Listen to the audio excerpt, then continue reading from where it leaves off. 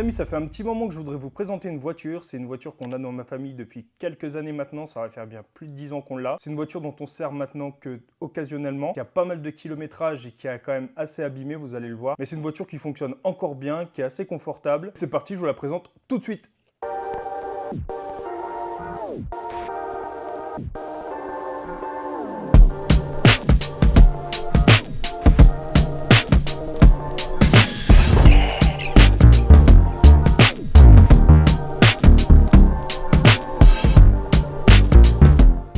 Alors voilà, du coup on est sur une Opel Vectra de 2004 je crois de mémoire, ou 2006, je sais plus, je vous remettrai ça en description. C'est le moteur 2,2 litres DTI de chez Opel qui développe de mémoire je crois un peu plus de 120 chevaux.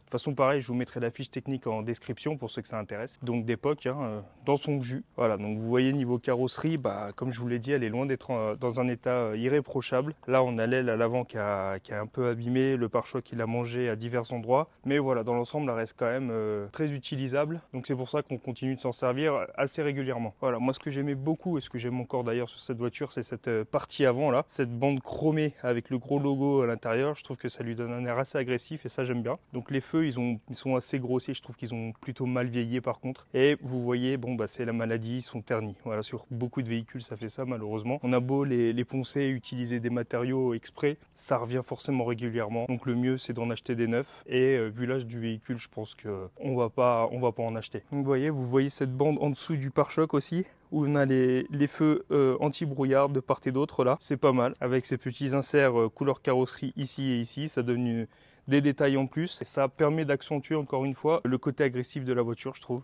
Ça lui donne un air un peu plus sportif, j'aime bien. Le capot, il est assez simple. On a juste cette petite arête en plein milieu et sur les côtés qui viennent suivre et épouser la forme des phares à l'avant. Alors au niveau de la face avant, je dois dire que je trouve qu'elle ressemble pas mal au Toyota Avensis là, de 2005. Je sais pas, dites-moi ce que vous en pensez vous. Je trouve qu'il y a une vraie ressemblance, c'est peut-être au niveau des phares. Voilà, pour la face avant du véhicule. Alors on est sur des jantes alu. De mémoire, c'est des jantes en 16 pouces. Voilà, les jantes alu, pareil, ils ont un peu mangé avec l'âge, malheureusement. Mais bon, voilà pour le côté de la voiture. Concernant l'arrière maintenant. Alors voilà, la plus grosse utilité qu'on a avec cette voiture, c'est la remorque, vous voyez qu'on a mis un attelage. Donc ça c'est très pratique. Le rappel du feu stop, il se fait au niveau de la malle. On a encore une fois les feux arrière qui sont assez imposants. Et cette bande chromée au niveau du coffre avec le rappel du logo juste au-dessus. Voilà, on a un diffuseur simple en plastique et un pare-choc arrière qui a mangé sévère également ici. Et ici, là, on a la trappe à essence. C'est un moteur diesel, je le rappelle. Voilà, pour le 3/4 arrière. J'aime bien, franchement, j'aime bien. On est sur une berline vraiment à l'ancienne, qui était pour l'époque assez imposante. Et franchement, qui avait des performances qui sont encore d'ailleurs très, très raisonnables. Parce qu'on a un 0 à 100, on a juste un tout petit peu plus de 10 secondes, je crois. Donc franchement, c'est pas mal. Au niveau de l'accélération, on a quand même pas mal de couple. Donc franchement, ça répond bien. Et je trouve qu'au niveau de l'allure générale, elle reste encore très jolie cette voiture. Alors encore une fois, dites-moi ce que vous en pensez, vous, dans les commentaires. Mais moi, j'aime beaucoup. On va se faire l'intérieur maintenant. Alors, vous pouvez le constater déjà d'emblée, on est sur une voiture qui a 280 000 km. Voilà. Déjà, direct, on va parler du compteur, des compteurs. Moi, j'aime bien parce qu'on a ces petits cerclages chromés. Je trouve ça sympa avec les lettres écrites de manière très simple et les aiguilles rouges. Ça lui donne un côté sportif qui est vraiment pas mal, je trouve. Le volant, on est sur un volant 4 branches. Donc plutôt à l'ancienne. Et comme je vous le disais, la voiture elle a pas mal vieilli. C'est surtout à l'intérieur que ça va se voir. Vous voyez là, vous avez la matière du volant qui prend des vacances. Vous avez le pommeau de vitesse qui est en RTT. Et le ciel de toit qui a pris une année sabbatique. Voilà. C'est pas mal parce qu'on a les inserts en bois. Alors il est très abîmé par endroits, on a dû mettre du scotch. Mais voilà, je pense que cette baguette là on va la changer. Vous voyez, c'est du imitation bois, c'est du plastique, mais l'imitation est quand même plutôt pas mal. On les a à l'avant et à l'arrière. Alors on va mettre le contact. Voilà. On a un petit écran juste là. L'écran à l'image, ça clignote un peu, dommage. Mais qui va nous renseigner un petit peu sur l'état du véhicule. Vous voyez par exemple le feu de position avant gauche, il est défectueux. Sinon on a la radio, la température extérieure 34,5 degrés, normal. L'heure et puis l'autonomie du véhicule. L'autonomie affichée, elle est quand même assez fiable. Et on a une climatisation bizone sur cette voiture qui va se faire juste là. Donc là, réglage de la température là. L'intensité de la ventilation ici. Et le bouton si on veut la clim automatique là. Le renouvellement d'air. Les givrages pare-brise avant et arrière, vous connaissez. L'autoradio qui est entièrement d'origine. Donc c'est un autoradio CD. C'est pas mal, on peut Voilà, juste ici, sélectionner CD ou la radio ici, avec les chaînes. Et le volume qui se fait comme ça, avec un bouton, une molette à l'ancienne. Et ça, moi, j'adore parce que je trouve qu'aujourd'hui, il y a beaucoup de voitures dont le réglage du véhicule se fait tactilement sur l'écran directement. Mais c'est pas très intuitif. Là, on a franchement le bouton, c'est direct, on sait où il est. Et on n'a pas besoin de quitter la route des yeux pour modifier le volume de la voiture. Bref, les warnings qui sont là. Voilà un petit peu pour les commandes au niveau... les commandes centrales. On bat le pommeau de vitesse, hein, je vous le disais, voilà.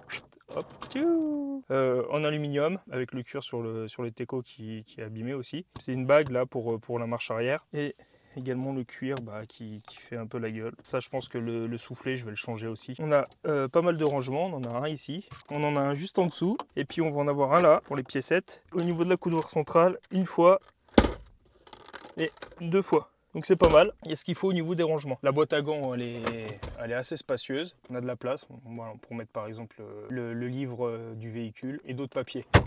Commande des vitres se font là et là-bas. Alors au niveau de la porte conducteur, on a la commande de réglage des rétroviseurs qui se fait électroniquement. Descendre et monter les vitres avant comme ceci. Et puis si on actionne ce bouton, on monte et on descend les vitres à l'arrière. Verrouillage des portes, centralisation et ouverture du coffre. Parce que le coffre, vous ne pouvez pas l'ouvrir si vous ne l'avez pas déverrouillé.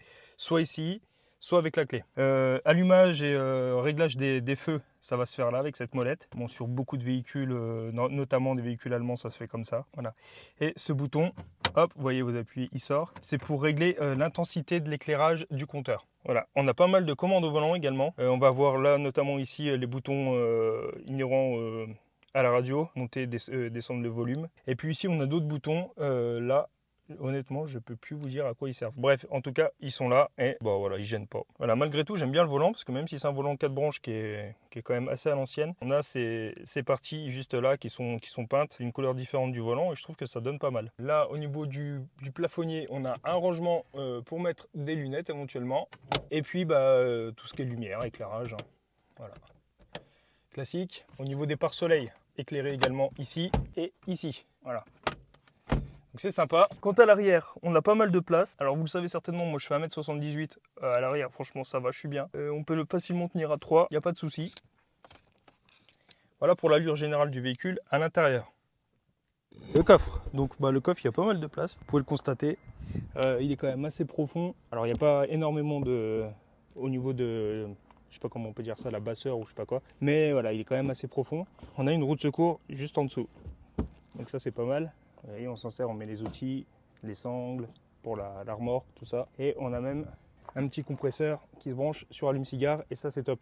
On a des rangements latéraux et ici pour mettre éventuellement une trousse de secours. Et il y a quelques fusibles juste là. Voilà.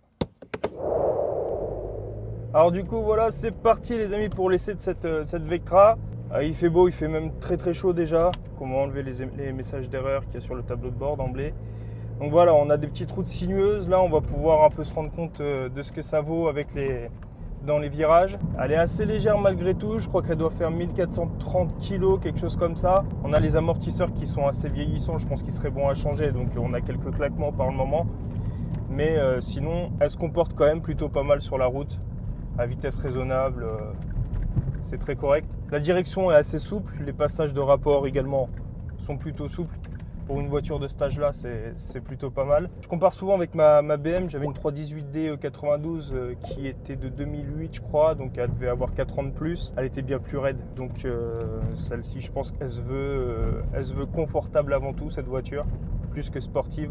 Là, on est sur une berline qui est prête à nous emmener sur de longues distances. D'ailleurs, ça se voit avec l'autonomie, puisqu'on est sur un réservoir, je crois, de 61 litres. Et avec un plein, on a fait déjà plus de 1000 km. Quand même très correct. On est sur un diesel 2 litres 2, un 4 cylindres, plus de 1000 km avec un plein. Franchement, c'est pas mal. Désolé, je vais ouvrir un peu la fenêtre, les amis. Désolé, peut-être le son, ça va peut-être impacter le son, mais là, j'ai vraiment trop chaud.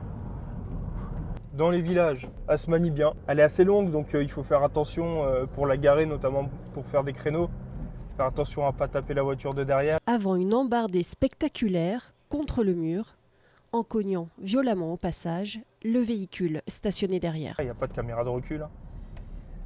Mais sinon, à part ça, elle se manie assez bien et il n'y a aucune difficulté à manœuvrer en ville avec. Le capot devant, il est assez long aussi, donc voilà, il y a juste ça à faire attention. Sinon, après, une fois qu'on a le gabarit en main, il n'y a aucun souci.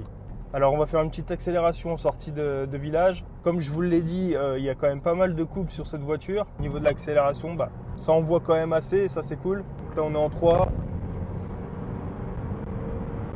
Et voilà, je suis déjà tout de suite à 90, donc c'est correct. Puis il y a de la reprise en sortie de virage. Donc là voilà, en 3e, le 50 à 90. Voilà. Il y a du répondant, c'est cool. J'ai mis 2 GoPro là pour cette vidéo, donc dites-moi ce que vous pensez un peu. J'essaierai de faire des switches d'images au montage. Dites-moi si d'après vous ça apporte une certaine qualité à la vidéo. J'essaie de m'améliorer toujours un peu, hein, donc là même en 2, là ça va être limité à 70. Et hop, je suis à 70. Donc vous voyez, hein, franchement ça pousse quand même pas mal. Et pour l'âge du véhicule, voilà, les 2004, puis à la 280 000 km, avoir encore cette pêche à l'accélération, franchement chapeau. Donc là on va se faire un petit départ arrêté. Alors le moteur gueule pas mal, hein, on est sur un diesel, ça a tendance à gueuler. On sait qu'on est sur un diesel hein, d'ailleurs, hein, rien qu'à l'intonation du moteur. Les sièges sont bien moelleux, on est sur des sièges semi-baquets. Donc une fois le régulateur enclenché, honnêtement, on est sur une routière, ça se voit. Alors voilà, on va essayer de changer de point de vue un petit peu. Voilà, peut-être que comme ça vous vous rendrez un peu plus compte des accélérations.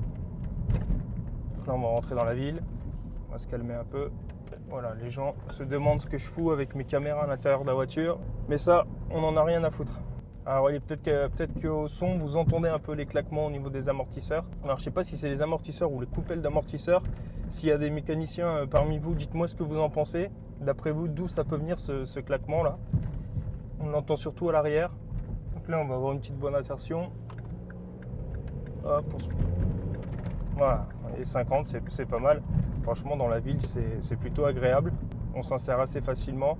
Et même pour tout ce qui est voie d'insertion sur des nationales, sur des autoroutes, même jusqu'à 90, 130, elle y va. Donc ça, c'est top. Et comme je vous le disais, il y a pas mal de coupes. Donc même en 3, vous voyez, à 40, si j'appuie, ça repart assez rapidement. Et c'est assez plaisant. On sent qu'elle est très réactive à la pédale d'accélérateur. Le turbo, il est disponible presque instantanément. Voilà, il y a juste cette insonorisation qui pourrait être un peu plus travaillée. Je trouve qu'on entend quand même pas mal le moteur. Bon, ça après c'est un détail. Mais une petite boîte 6 là-dessus, ça aurait été très plaisant.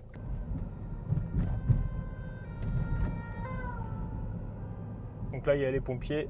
Spéciale dédicace à eux d'ailleurs. Tous les pompiers, les agents du SAMU, les soignants, les médecins, force à eux de ce temps-là. Ça doit pas être très plaisant sur la route. Bon, malgré le fait qu'ils doivent avoir la clim, mais quand même.